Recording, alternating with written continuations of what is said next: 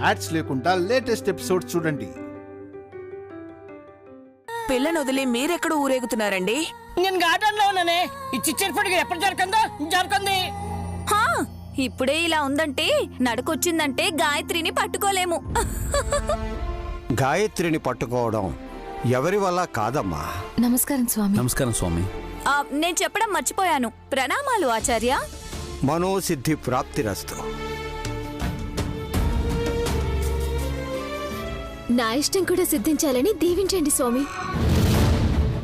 ఇష్టం వచ్చినట్టు కోరేసుకుంటే తదాస్తు అనలేరు. ఆశకి హద్దుండాలి. స్వామి, హఠాత్తుగా మీరు రావడానికి కారణం ఏమైనా ఉందా? పిల్లల్ని ఎత్తుకుపోవడానికి వచ్చారేమో. రే వల్లభ, పాపను ఎత్తుకున్నారు కదా మమ్మీ, ఆ విషయమే చెప్తున్నాను. నువ్వన్నది నిజమే వల్లభ. నేను వచ్చింది కూడా గాయత్రిని ఆశ్రమానికి తీసుకువెళ్ళడానికి.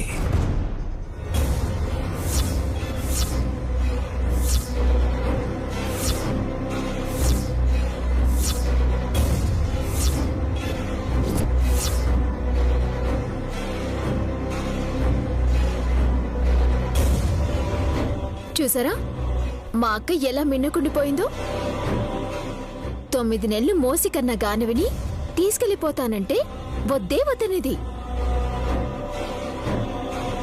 గుడి దగ్గర పుట్టి పెరిగిన గాయత్రిని ఆశ్రమానికి తోలుకుపోతానన్నా అడ్డుపట్టం లేదు. సుమన, మహానుభావుల నోటి నుంచి మాట ఊరికే రాదు. బలమైన ఉద్దేశం ఉండే అలా అని ఊరుకుంటున్నాను. అవును విశాల, ఈ ఇంట్లో జరిగే పరిణామాల దృష్ట్యా కొన్నాళ్ళు గాయత్రి నందనవనంలో ఉంటేనే మంచిది. గురువుగారు, ఈ పిల్ల మీదనే ఎందుకు మీకంత మమకారం? పసికందులు పుండరీనాథం, గానవి కూడా ఉన్నారు కదా. స్వాములంతా ఒకటే కదా మమ్మీ. జోగయ్య శాస్త్రి గారు, ఈ గురువు గారు పూజలు పునస్కారాలు చేస్తూ ఉంటారు కదా. గాయత్రి కూడా అదే బ్యాచ్ అని ఏరి కోరారు. మిస్టర్ ఎర్నాకుళం. అదేంటి?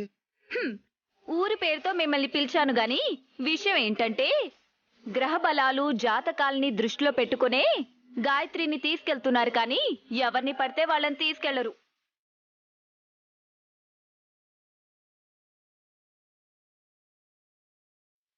వాస్తవం చెప్పింది హాసిని. ఏమీ తెలీదంటారు కానీ మనకే ఏమీ తెలీదనుకుంటా.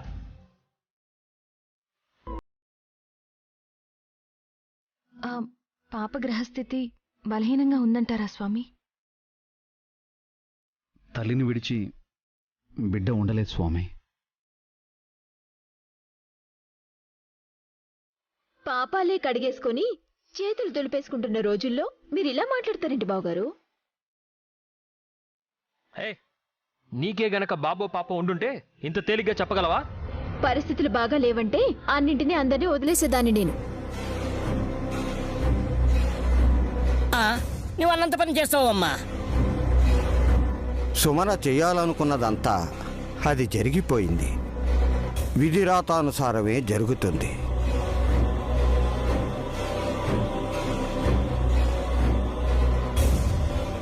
అన్నీ వదిలేసుకుంటాను అన్నది కానీ కొన్ని తననే వదిలిపెట్టాం.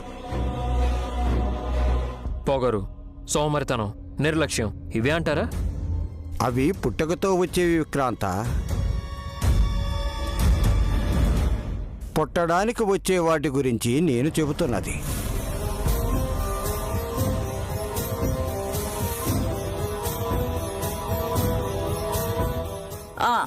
డెలివరీ అవ్వడానికి ఇంకా టైం ఉంది కదా.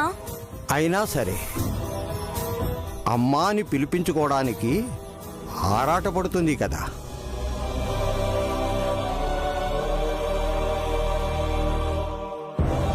మా పావనమూర్తి మావయ్య కూడా సుమనమ్మ అంటాడు. నన్నైనా చెల్లినైనా పేరు చివర్న అమ్మ అనే కలుపుతారు బాబాయ్ గారు. అది కాదక్క, నిన్న మదర్స్ డే సందర్భంగా మా చెల్లెలు పిచ్చి వేషాలు వేసిందిగా. అమ్మనవుతున్నానన్న ఆనందంలో హడావిడి చేసిన తన ఫోటో ఆహుతి కావచ్చింది. పూర్తిగా కాలిపోయిందా? చింత చచ్చినా పులుపు చావదన్నట్టు వంకర ముక్క మిగిలింది స్వామి. ఎక్కడుందది? పారేశాను. దాన్ని నేనేం చేసుకోను? నీ దగ్గరే పెట్టుకుని పారేశానని ఎందుకు అబద్ధం చెబుతున్నావు సుమన?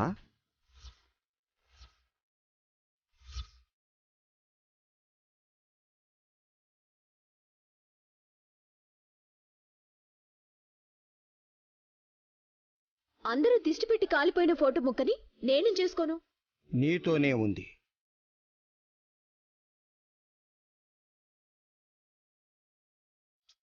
జేబులో పెట్టుకోవడానికి జాకెట్కి జేబు ఉండదు కదా గురువుగారు. ఆపండి. మీ నవ్వు వింటే పిల్లలకి జ్వరాలు వచ్చేలా ఉన్నాయి. కాలి మిగిలిన ముక్క లేదు అని సుమన చెప్తుంటే నువ్వే దాచిపెట్టావని గురువుగారు తమాషా చేస్తుంటే నవ్వురాదా చెప్పు?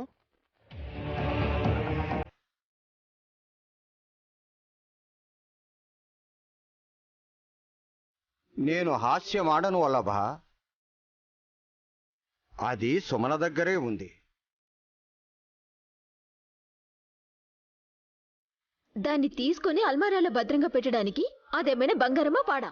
నీ దగ్గర ఉన్నదాన్ని ఈ గాయత్రి బయటకు తీస్తుంది. పర్వాలేదా?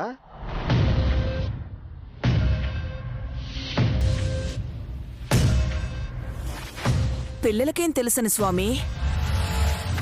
అయినా సుమ్మి దాన్ని ఎక్కడ పెట్టుకుందని బయటపెడుతుంది? అంత నమ్మకంగా చెప్పారంటే ఉండే ఉంటుంది పిన్ని.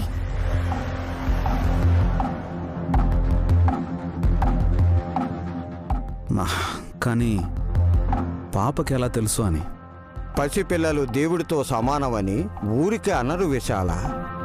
గాయత్రి, నీ పిన్నమ్మ దగ్గరున్నదాన్ని బయటకు తీ.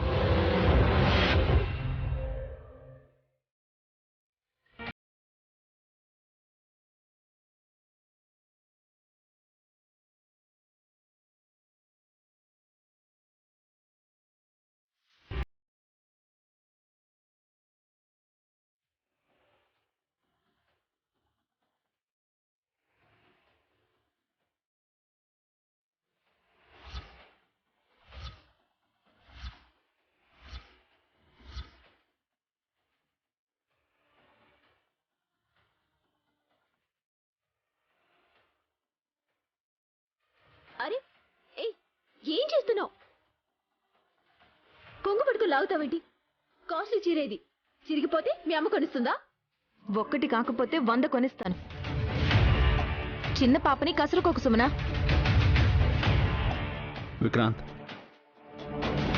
గాయత్రి పట్టుకున్న సుమన కొంగుని పరీక్షగా చూడు, ఏమైనా ఉందేమో.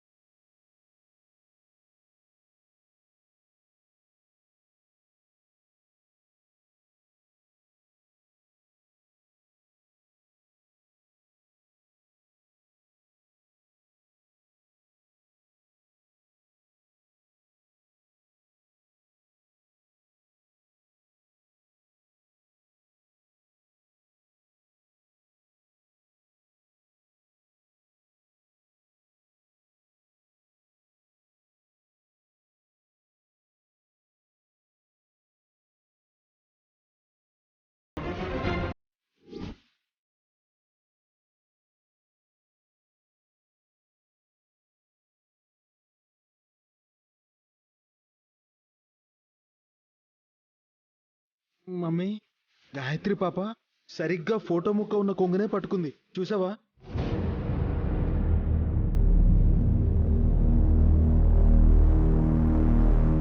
సుమన, దాన్నెందుకు కొంగును తగిలించుకున్నావు? అదెలా చీర కంటుకుందో నాకు తెలియదు అత్తయ్య.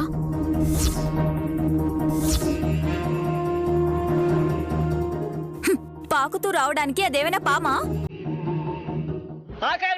అలాగే ఉంది. సుమన దగ్గరే ఉందని అంత కరెక్ట్గా ఎలా చెప్పగలిగారు స్వామి? దివ్య దృష్టికి తెలిసిపోతుంది దురంధర.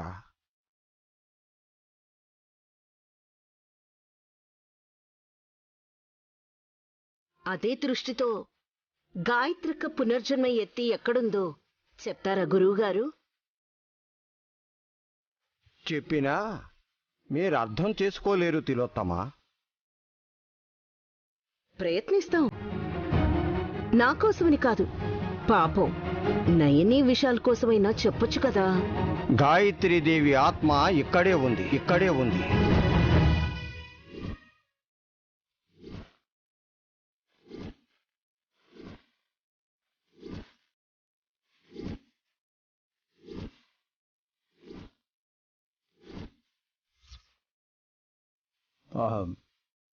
మనిషి లేదు కానీ మనసు ఇక్కడే ఉంది అంటున్నారు స్వామివారు.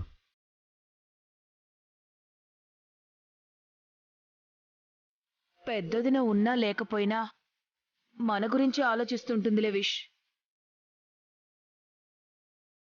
పెద్దమ్మ రానే వస్తుందిలే అత్తయ్య. ముందు ఈ ముక్క సంగతి చెప్పండి.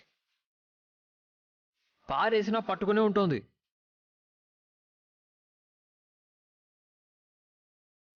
అది కాలదు.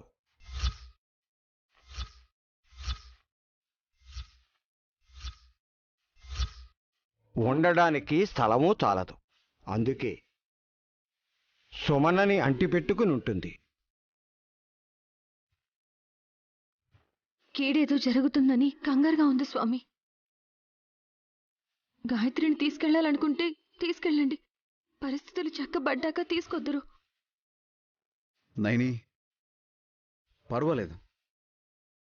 పాపని మనమే కంటికి రెప్పలా చూసుకుందాం. స్వామివారికి శ్రమ ఇవ్వదలుచుకోలేదు.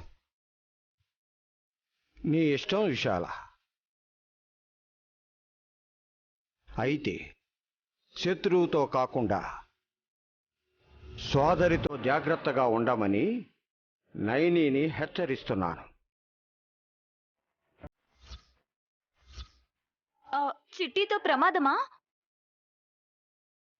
అదెప్పుడు ఉండేది, ఇదెక్కడ ఉండేది? దాని కిందకు తొయ్యి విక్రాంత.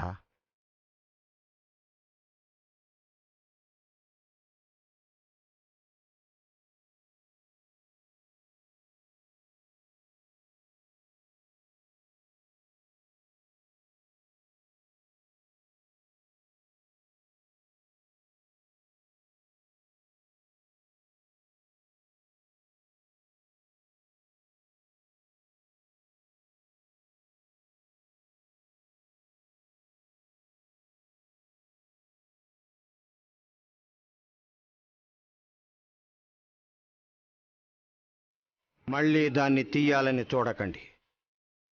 శుభం భూయాత్.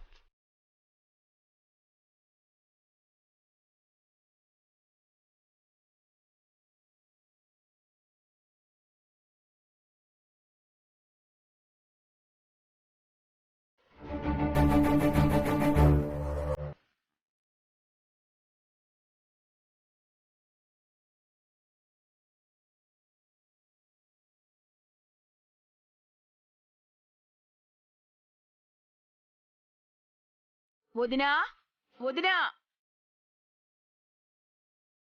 చెప్పొదినా, నన్నేదో అడగాలనుకున్నావంట. 5 లక్షలుంటే ఇస్తావా అత్తయ్య? 5,000 అడిగితేనే 10,000 పిసుక్కుంటాను ఎలా సర్దుబాటు చేయాలా అని. నన్ను డబ్బులు అడిగితే మా ఆయన తల తాకట్టు పెట్టినా పని అవ్వదల్లుడు. నీకు బుర్రే లేదు, నీ తల తాకట్టు పెట్టాలా? రే, నువ్వే జోక్ చేసి నువ్వే నవ్వకూడదురా. దురంధరా, డబ్బులేం అక్కర్లేదు గాని ఆన్సర్ ఇవ్వు చాలు. అడుగొదినా. ఇస్త్రీ చేయించిన చీరలు తీసుకెళ్లి సుమనకిచ్చావా? అవును, వాటిలోదేగా ఇందాక తను కట్టుకొచ్చింది. ఆ చీరలో కాలిపోయి మిగిలిపోయిన ఫోటో ముక్కను నువ్వే పెట్టావా? నీ తల మీద చేయి పెట్టనా లేదా పెద్దల్లుడు తల మీద చేయి పెట్టనా? నీ నాశనమైంది చాలే, మా మమ్మీ నెత్తి మీద హ్యాండ్వి. అక్కర్లేదు, నీ మాట నేను నమ్ముతాను. థ్యాంక్స్ వదినా. చీర అంచులు ఎలా ఉన్నాయో అని చూశాను కానీ వాటిలో ఫోటో ముక్క నేనెందుకు పెడతాను? ఇస్త్రీ చేసేటప్పుడు పెట్టిన న్యూస్ పేపర్ తప్ప ఏ చీరలోనూ ఏమీ లేదు. నువ్వు చూసావా? ఎస్. డౌట్ రాకుండా ఎందుకు చూసావు?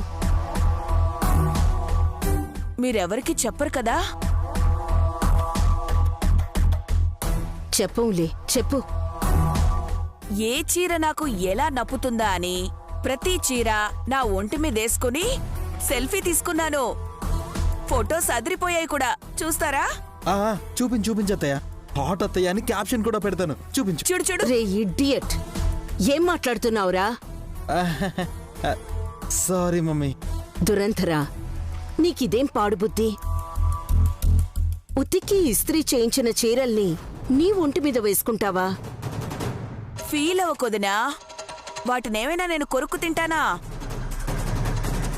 పోనీ నేను కట్టుకుని ఫోటోలు దిగితే అప్పుడు అనాలి. భుజం మీదేసుకొని ఫోజులివ్వడం మీకు నచ్చలేదనుకుంటా. స్నానం చేసి మంచి చీర కట్టుకుని పూజ గదిలోకి వెళ్లి దేవుడికి దండం పెట్టుకుంటాం. నువ్వు అలా వేసుకుని ఇలా తీసి పక్కన పెట్టినా సరే అవి విడిచిన బట్టలతోనే సమానం. మమ్మీ, నాకు డౌట్గా ఉంది. ఇప్పుడు నువ్వు కట్టుకున్న చీరతో కూడా అత్తయ్య ఫోటో దిగిందేమో? నువ్వూరుకో అల్లుడు. మీ అమ్మకు అనవసరంగా కోపం తెప్పించేలా ఉన్నావు. ఇంతకీ అసలు విషయం ఏంటొదినా? ఫోటో ముక్క చీరకు ఎలా అంటుకుందా అని. సుమ్మీకి అరేబియా గాడిదకి తేడా ఏముందొదినా? చీర కట్టుకోగానే ఎంత బావున్నానో అని మురిసిపోయి దొర్లుంటుంది. అప్పుడు అతుక్కునుంటుంది. అంతే. అంతేనంటావా? అంతే అంతే అంతే మమ్మీ. అంతే అల్లుడు. అంతే.